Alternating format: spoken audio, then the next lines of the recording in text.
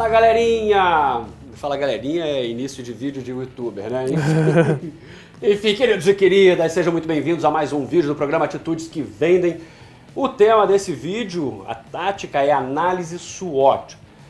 E por isso eu tô com o Henrique aqui para a gente falar um pouquinho mais sobre esse assunto. Antes, contudo, eu preciso contextualizar, né? A análise SWOT, de onde é que veio isso? Esse é um método, né, de avaliação de concorrentes. Ele é muito utilizado no assunto de estratégia. Então, se você tiver curiosidade sobre estratégia corporativa, dá uma pesquisada. Existem vários métodos e um deles é esse do SWOT. Na verdade, é uma sigla, né? E essa sigla, traduzida para o português, SWOT vai virar FOFA, que são forças, oportunidades, fraquezas e... Ameaças. Exatamente. Quem criou esse conceito foi o Albert Humphrey, na década de 60, 70, e na Universidade de Stanford. Então, contextualizado, vamos trazer esse assunto para cá, para a RNI, e como é que a gente pode aproveitar esse conhecimento para embarcar aí no estudo dos nossos concorrentes.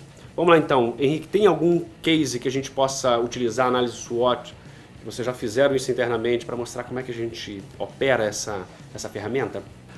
É uma ferramenta fantástica. Eu acho que no mundo de vendas é difícil a gente ter a percepção da equipe que abraça e segue. Não é natural do mercado imobiliário, dentro da área de vendas, fazer uma análise SWOT. É novidade para muita gente. Mas quando você entende um pouquinho do conceito, a origem, igual você já citou aqui rapidamente, e consegue trazer isso para o nosso negócio, a gente identifica o quanto a gente ganha numa mesa de negociação. Legal. Eu acho que a gente fez um trabalho recente, a gente já vem trabalhando alguns produtos com análise SWOT. Isso estava muito a nível gerencial, ele está descendo um pouco mais para nível de coordenação, mas é fundamental que vocês repliquem e expliquem muito para o corretor de vocês como funciona e como utilizar isso daí. E aí, corretor, você pode ir melhorando e aprimorando e rever novamente, por exemplo, as suas forças, você pode identificar as oportunidades, tem uma série de coisas que você pode fazer. Mas como que a gente traz isso para o negócio, não é isso?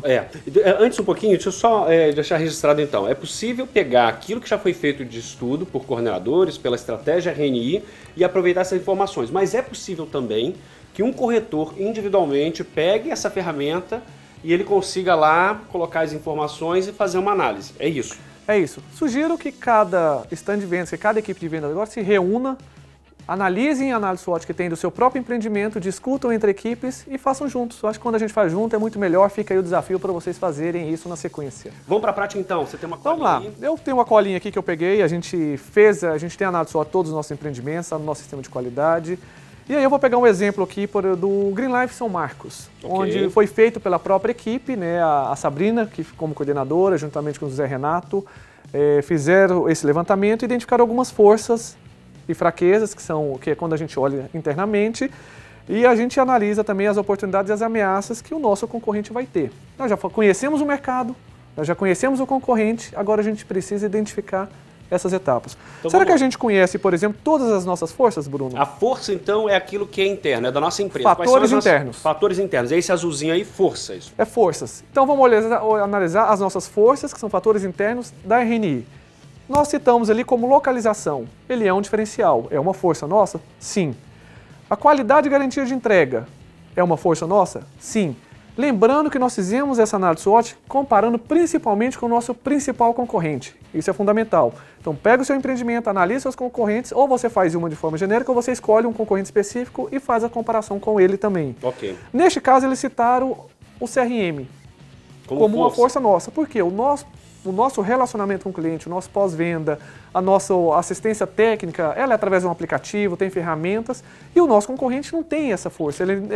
E fora o fato de o CRM trazer um histórico que com certeza diminui aí muita confusão, muito ruído na comunicação justamente com o cliente. Você consegue resgatar aquilo ali e... Temos sempre muito a evoluir, né? A gente vem numa evolução muito grande de CRM, mas quando a gente analisa pelo menos o atendimento e as ferramentas que são oferecidas, é um diferencial no nosso empreendimento em relação ao concorrente. Tem muita gente ainda anotando em papel de pau, né? Justamente.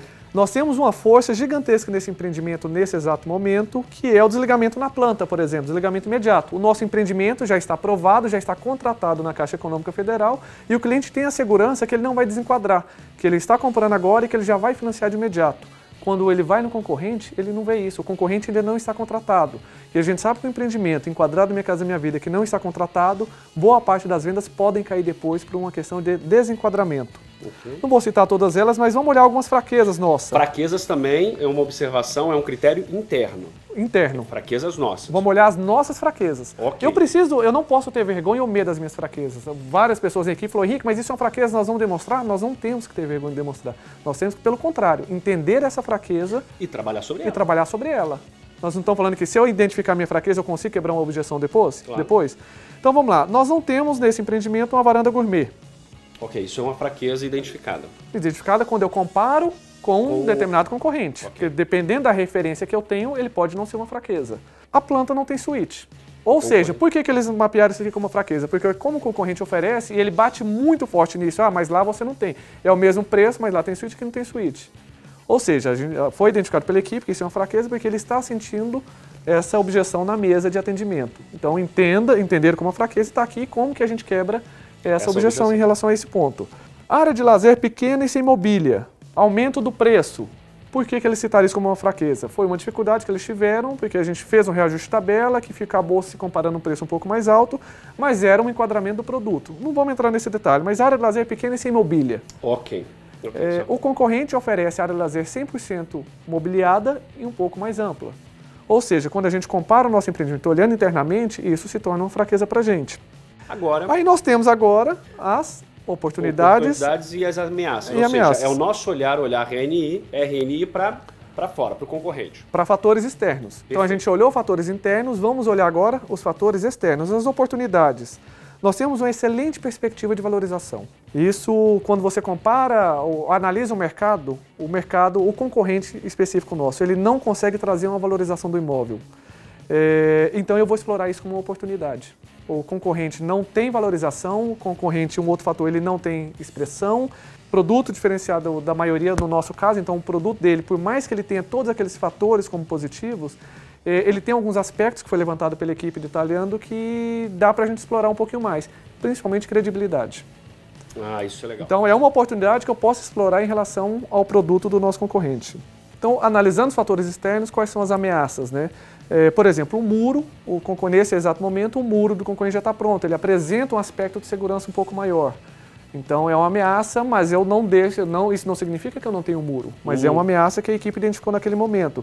E eles colocaram aqui a equipe como desconhecimento da marca RNI, como ameaça ainda. Porque por mais que nós temos muita expressão, a gente fez uma mudança, um posicionamento de marca diferente, nós chamávamos Rodobens Negócio Imobiliário, até hoje até boa parte da nossa equipe se apresenta como Rodobens, mas nós fizemos uma mudança para RNI. Quando a gente se comunica como RNI, a gente não tem tanto conhecimento ainda mesmo na cidade onde a gente está hoje. Perfeito. Então tem uma série de outras ameaças que a equipe colocou aqui, que a hora que a gente junta todas elas dá para fazer um trabalho muito legal, que vai dar todo o suporte para o corretor, entendendo o seu produto, identificando as oportunidades, conhecendo aquilo que a gente já viu como conhecer o concorrente, e a gente chega nessa análise SWOT que a gente vai mostrar um pouquinho desse quadro também, né? Isso. O que acontece então? A gente tem esses quadrantes, esses 4 aí, né? Que é o amarelinho, que é o azul com forças. O azul, o amarelinho, o verde e o vermelho. Esses 4 quadrantes trazem informações, como a gente já mostrou agora, e a partir dessas informações, a equipe ela consegue organizar, não fica solto, não é uma folha de papel e que você sai listando. Não, você tem organizadas ali as informações e consegue direcionar essas ações para cada uma dessas situações. Minha pergunta para você é a seguinte: você focaria, uma vez feita a análise SWOT, você focaria em um ou outro quadrante inicialmente ou não? Eu acho que eles se complementam, né? Ele foi desenhado de uma forma onde cada quadrante se complementa com o outro. A gente precisa ser completo, tem que olhar como um todo. E acho que o grande segredo aqui é a gente entender muito o conceito. Eu acho que se a gente entender bem o conceito da ferramenta, a gente consegue aplicá-la bem. Senão a gente vai começar a dar volta, a gente começa a confundir cada quadrante, né? Uma ameaça pode ser uma força, pode ser aquilo, e de repente você está colocando como ameaça e fraqueza a mesma coisa.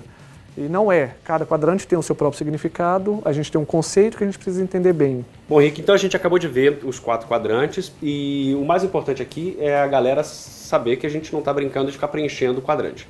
Então a ideia não é ficar preenchendo ali, colocar um monte de frasezinha dentro de uma planilha. Mas o mais importante é como criar os argumentos para fortalecer alguma coisa ou para conseguir se proteger, se defender de uma outra informação. Então, O caso, a gente citou aqui como fraqueza, a marca RNI que está ingressando no mercado versus a marca Rodobens, negócios imobiliários, que já é conhecida no mercado. Então ali tem uma dificuldade, ou seja, se você consegue perceber que tem ali essa dificuldade, precisaria se trabalhar mais sobre o conhecimento da marca, né, a história da marca Rodobens e como colocar isso para o cliente de maneira que se torne um ponto de oportunidade, um ponto de fortaleza e não de fraqueza. É isso. É isso. Acho que nós estamos dando um exemplo aqui de um momento onde o cliente já está na mesa e você está fazendo o atendimento dele. Okay. É diferente de fortalecer a marca, por exemplo, para trazer o cliente até aqui. Nós estamos falando do cliente que já está na mesa. Então, o que você precisa nesse momento? Aí é o que a gente falou. A gente fez toda essa análise, identifica as oportunidades, a gente cria um plano de ação e a gente cria argumentos. Então, nesse momento, é o que você falou. Conheça um pouco mais da marca.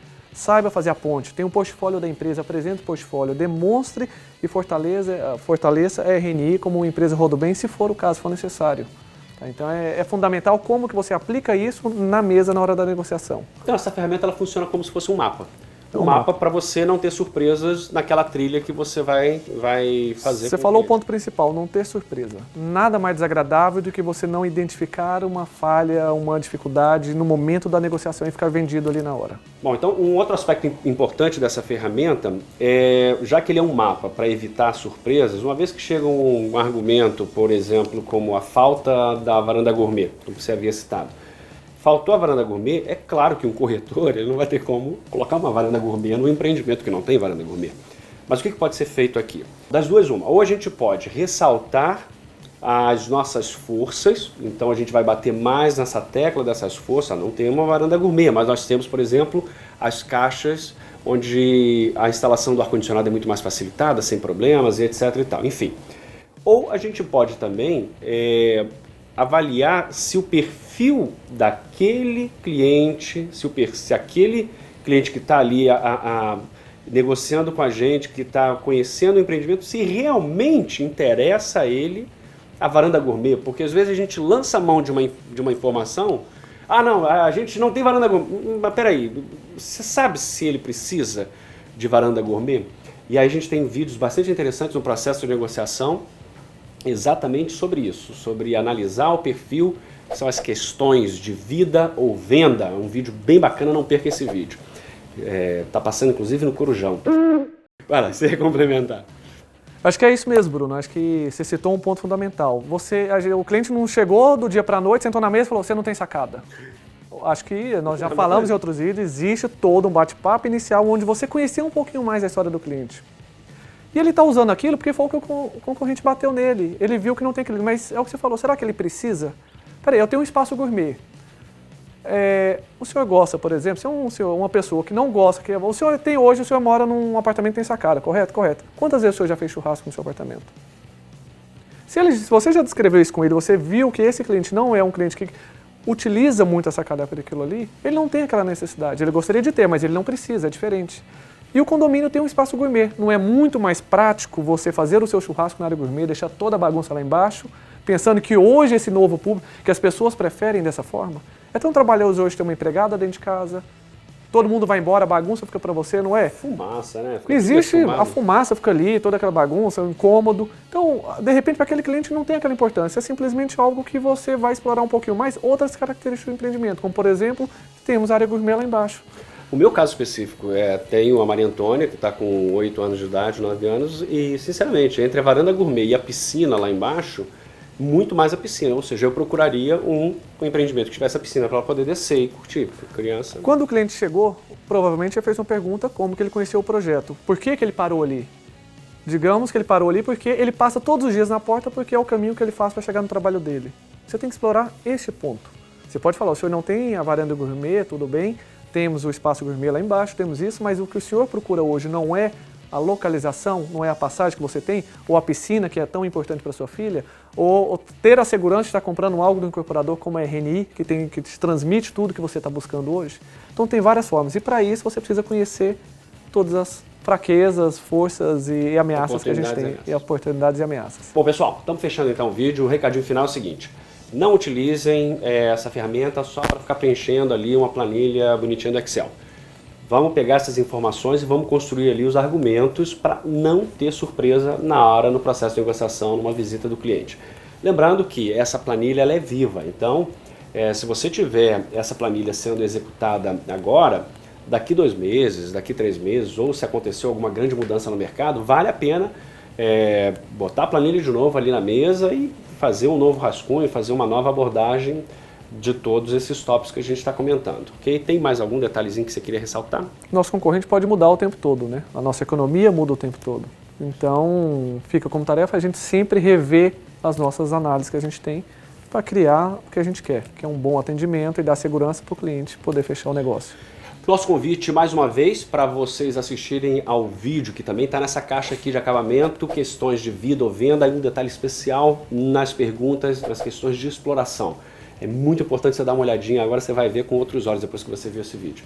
E é isso, fechamos com a nossa assinatura de sempre, lembrando que os corretores, os melhores pelo menos, não vendem, ajudam os clientes a comprar.